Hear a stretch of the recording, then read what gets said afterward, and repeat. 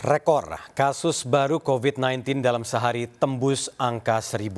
Presiden Jokowi mengingatkan jangan sampai terjadi gelombang kedua.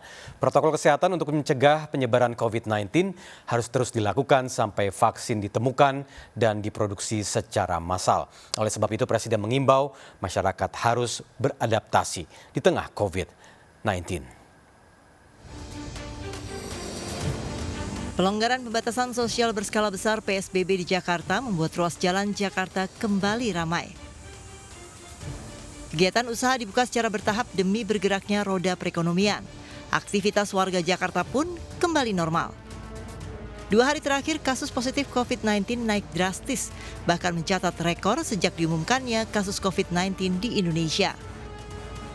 Dalam 24 jam terakhir tercatat penambahan kasus positif sebanyak 1.241 orang.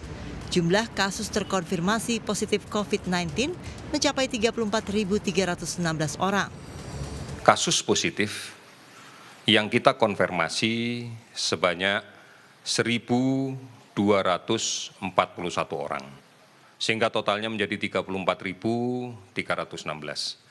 Kalau kemudian kita rinci lebih lanjut tentang kasus positif ini, maka kita dapatkan penambahan di 5 provinsi.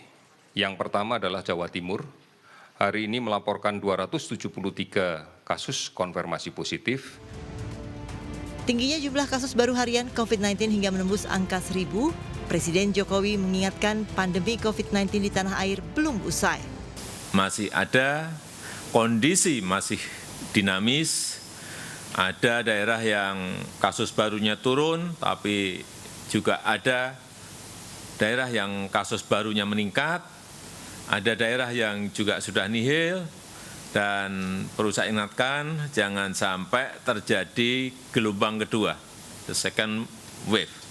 Jangan sampai terjadi lonjakan, ini yang ingin saya ingatkan kepada kita semuanya. Protokol kesehatan untuk mencegah penyebaran COVID-19 harus terus dilakukan sampai vaksin ditemukan dan diproduksi secara massal. Oleh sebab itu, Presiden Jokowi menghimbau masyarakat harus beradaptasi dengan COVID-19. Tim Liputan iNews melaporkan.